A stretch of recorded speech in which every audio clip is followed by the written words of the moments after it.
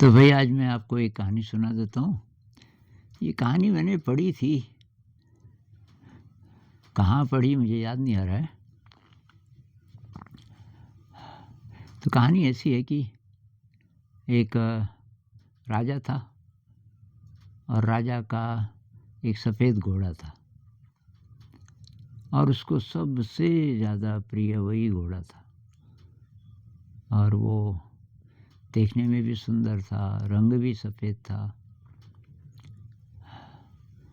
राजा उसकी सवारी करता था, तो बहुत ज़्यादा दोनों में तालमेल, घोड़े में और राजा में। तो राजा उसको अपना सबसे प्रिय दोस्त की तरह समझता था।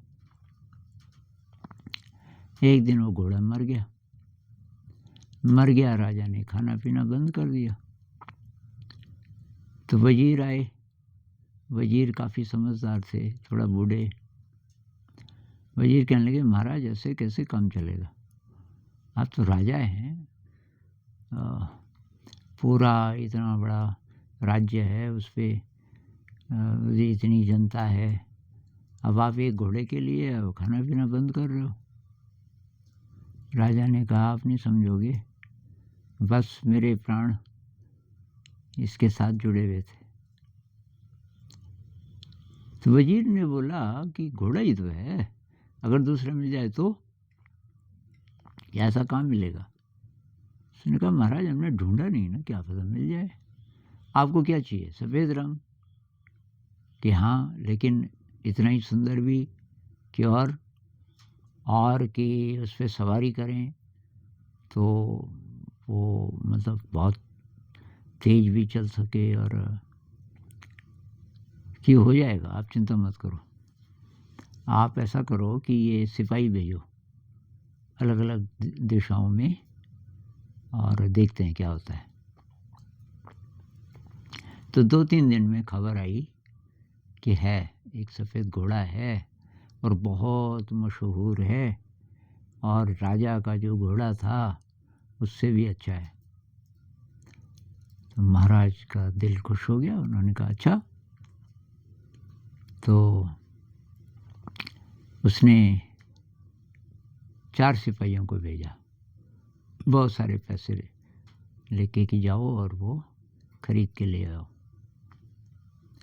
अब वो घोड़ा था एक गरीब किसान का। एक किसान था और उसका बेटा था 18 साल का, और वो घोड़ों का ट्रेनर था। उसको लोग बुलाते थे। और पुरानी कहानी होगी, तो जंगल से जैसे घोड़ा पकड़ के लाए और उसको बुलाया कि भाई इसको ट्रेन करना है। ख़तरनाक काम है, जंगली घोड़े को ट्रेन करना आसान नहीं है। अब आ गए वो 4 सिपाही। अब सिपाही, राजा के सिपाही थे, उन्होंने देखा टूटी फूटी सी झोंपड़ी है, बूढ़ा सा आदमी है खाट पे बैठा हुआ बाहर। तो घोड़े से उतरे ही नहीं हो, मतलब लगभग अंत तक घोड़ा अंदर ही लेके, जो कि उस ज़माने में बदतमीजी मानी जाती थी, क्योंकि आपको काफ़ी पहले उतर के पैदल चलना चाहिए, ऐसा रिवाज था। तो उतरे और हाँ भाई, खोल इस घोड़े को, और कितने का है, निकाल भाई पैसे। बूढ़े ने बोला, आप लोग कहाँ से आए? कि महाराज का आदेश है, उनको आपका घोड़ा चाहिए। बूढ़े ने कहा, ये घोड़ा तो बिकाऊ नहीं है। अरे कि महाराज जी ने बोला है। कि भाई किसी ने भी बोला है, मेरे प्राण ले सकते हो, लेकिन घोड़ा बिकाऊ नहीं है।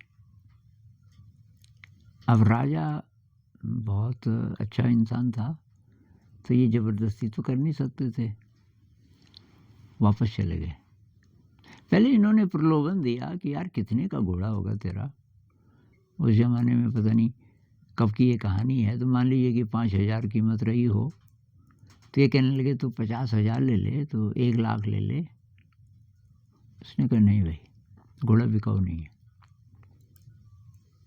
अब वो वापस चले गए। उन्होंने राजा को बोला, घोड़ा तो मिला, पर ये प्रॉब्लम है, वो तो नहीं बेच रहा। राजा ने कहा तुम गए कैसे? कि घोड़े पे। कि घोड़े पे कहाँ तक गए? कि जहाँ वो आदमी बैठा था। तुमने की सभ्यता नहीं सीखी और इसलिए वो नाराज हो गया। अब वजीर जी को भेजना पड़ेगा। अब वजीर साहब गए, उनके साथ कुछ सिपाही वगैरह। वजीर बहुत पहले उतर गया और फिर चलते चलते और प्रणाम किया कि भाई हम आपके दर पे आए हैं एक विनती लेके, और महाराज जी की विनती है, आदेश नहीं विनती है कि आप अपना घोड़ा दे दीजिए। दरअसल उनका एक घोड़ा था, वो मर गया, ऐसे ही था सफ़ेद। अब वो तो तब से खाना पीना ही नहीं खा रहे। उसने कहा कि वजीर साहब, क्या आप अपने बेटे को बेच सकते हो? वजीर साहब ने कहा ये क्या बोल रहे हो? कि ये जो देख रहे हो ना अभी 18 साल का, एक तो मेरा ये बेटा है, एक मेरा ये भी बेटा ही है, बराबर, इन दोनों में कोई फ़र्क नहीं है। बेटे को तो कोई नहीं बेच सकता ना, कितनी भी कीमत पे। तो वजीर साहब ने बोला एक बार सोच लीजिए, हम सोच रहे थे कि इसके 5-7 लाख रुपए आपको दे दें तो आपकी ज़िंदगी आराम से गुजरेगी। उसने कहा जी आप तो ठीक सोच रहे हैं, लेकिन बेटे को कैसे बेच सकता कोई? तो वजीर भी वापस चले गए। उसके बाद राजा खुद आए। राजा आए तो वहाँ सारे रास्ते साफ़ होने लगे पहले ही, भाई महाराज आने वाले हैं। वो सारे गांव में सिपाहियों ने कि कोई ख़राब चीज़ न दिखे महाराज जी को, और बहुत सारी खाटें और वो कुछ अच्छी चुदरें उसके ऊपर, क्योंकि बहुत सारे लोग आने वाले थे। राजा आ रहे हैं तो वो तो उनके साथ बहुत लोग आएंगे। और पूरे इलाके में ये खबर फैल गई तो बहुत सारे लोग आए हुए थे महाराज के दर्शन भी करने। और ये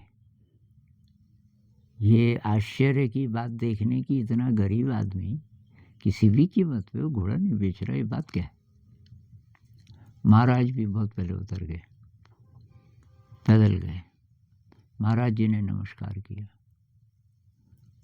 तो उस बूढ़े ने बोला कि शर्मिंदा मत कीजिए, आप तो महाराज हैं, बैठिए। और उनको चाय वगैरह की व्यवस्था पहले से थी, गांव वालों ने की हुई थी। महाराज जी ने कहा अब आपको पता ही है मैं क्यों आया, क्योंकि उससे इतना ज़्यादा प्यार था। बूढ़े जी ने कहा महाराज जी आपके लिए मैं कुछ भी कर सकता हूँ, अपने प्राण भी दे सकता हूँ, पर ये तो मेरा बेटा है, इसको नहीं बेच सकता मैं किसी भी कीमत पे। अपने बेटे को कोई नहीं बेच सकता। तो महाराज जी समझ गए कि ये नहीं मानेगा। अच्छा फिर तो यार कि जो आपकी मर्जी। चले गए सब लोग। अब गांव वाले आए, तेरा दिमाग खराब है, और इतने सारे पैसे आपको दे रहे थे, उतने पैसे में तो तेरी कई पीढ़ियां तर जाती। अब तो ये घोड़ा मरेगा भी तो कभी ना कभी। उसने कहा यार जब मरेगा तब मरेगा, तब मैंने तो ये नहीं बेचा, मैं नहीं बेचूंगा इसको, बेवकूफ़ है कि तो। उस रात क्या हुआ कि ये घोड़ा भाग गया। सफ़ेद घोड़ा भाग के जंगल चला गया। सुबह गांव वालों को पता चला, सब आएगी ये ले, अब ले गया तेरा घोड़ा। तो उसने कहा घोड़ा गया मतलब ये खराब बात है? अरे क्या अच्छी बात है। उसने कहा घटना है यार, महाराज जी आए थे खरीदने, एक घटना थी। अब ये घोड़ा चला गया, भाग गया, ये दूसरी घटना है। हर घटना को एक्सेप्ट क्यों नहीं कर सकते हम? जो है वो है।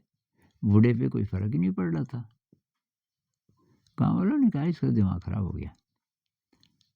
अब गांव वाले तो चले गए। रात को ये घोड़ा 12 और घोड़ों को लेके आ गया, जंगली घोड़ों को। सुबह उसके बेटे ने बोला पिताजी को कि यहाँ तो इसके साथ 12 और हैं और जिनमें से 3 सफ़ेद भी हैं। गाँव वालों को खबर मिली तो आए भागे-भागे, अरे! कि अच्छा इस बूढ़े को पता था, इसको ज्योतिष विद्या आती होगी शायद। अब यहाँ तो 3 और आ गए घोड़े, अब इसको अपना घोड़ा बेचने की ज़रूरत नहीं, इन 3 में से राजा को दे देगा एक। अच्छा, अच्छा, क्या बात है भई, कि तू तो बहुत बुद्धिमान है। उसने कहा यार फिर वही बात, ये एक घटना है कि मेरा घोड़ा 12 और को लेके आ गया, ये अच्छा है कि बुरा है ये क्या पता? अरे तेरा दिमाग खराब है, अच्छा ही तो है ये, बुरा क्यों है? अब ये ट्रेनिंग देने लगा उन घोड़ों को। एक घोड़े ने ऐसा पछाड़ा उसको कि उसकी टाँग टूट गई, बेटे की।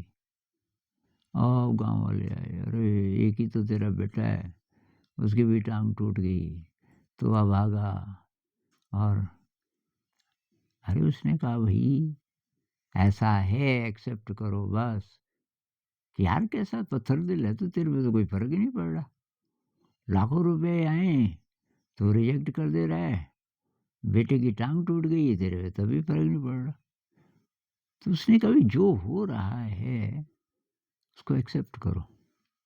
रात को बहुत सारे सिपाही आ गए कि भाई आक्रमण होने का चांस है और राजा ने बोला है जो भी 18 साल या इससे बड़ा है उसको लेके आओ और उसको थोड़ा-सा ट्रेनिंग देंगे और वो लड़ेंगे आगे दुश्मन से।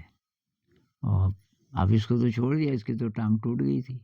बाकी सबके बेटे सारे गाँव वाले रोने लगे, केवल तू ही सौभाग्यशाली है, तेरा बेटा जैसा भी है, टाँग टूटी है, क्या पता टाँग ठीक भी हो जाए और हमारे बेटे तो सब मर जाएँगे। क्योंकि ये जो राजा है, इसकी तो बहुत कमज़ोर है आर्मी। अब ये कब देंगे ट्रेनिंग, उधर से तो आक्रमण होने वाला है। उसने कहा भई एक्सेप्ट करो, जो भी स्थिति है उसको एक्सेप्ट करो। खैर फाइनली होता ये है कि आक्रमण नहीं होता और वो सब वापस आ जाते हैं और फिर सेलिब्रेट करते हैं। और ये महाराज जी को 2 घोड़े लेके जाता है बूढ़ा आदमी कि महाराज ये 2 सफ़ेद घोड़े हैं और ये थोड़ा-थोड़ा ट्रेनिंग मेरे बेटे ने दे दी है इनको, आपके पास ट्रेनर होगा कोई और ट्रेनिंग देगा, ये एकदम सही हो जाएँगे। राजा भी बहुत ज़्यादा खुश कि यार 1 घोड़ा था अब तो 2 आ गए। ट्रेनर है कि हाँ, बढ़िया ट्रेनर है उसने जिसने उसको ट्रेन किया था। तो ये कहानी मैं इसलिए सुना रहा हूँ कि एक्सेप्टेंस जीवन में बहुत ज़रूरी है। दुःख हो, सुख हो, एक्सेप्ट करो क्योंकि दुःख भी ज़रूरी है। जैसे अभी मेरी तबीयत ख़राब है, एक अप्रोच ये हो सकती है मैं इसको रेज़िस्ट करूँ, क्यों मेरी तबीयत ख़राब हुई, डरने लग जाऊँ। दूसरी अप्रोच ये मैं एक्सेप्ट करूँ, कि जो भी हो रहा है, अच्छा हो रहा है। जितना भी दिन चले, चलेगा और ये जाने का टाइम होगा, तो भी कोई प्रॉब्लम नहीं है, जाना तो है ही एक दिन, प्रॉब्लम क्या है? अगर ये एक्सेप्टेंस हो, ये तभी होगी जब पूरा विश्वास होगा हमारा। अब नास्तिक लोग बोलते हैं कि जी परमात्मा मत बोलो, तो भाई जिस शक्ति ने आपको जन्म दिया उसी को मान लो, उसको तुम जो भी बोलना चाहते हो, जो शक्ति आपको फिर एक दिन ले भी जाएगी। तो एक्सेप्ट करो, तो ज़िंदगी बहुत आसान है। जब जाएँगे, जाएँगे।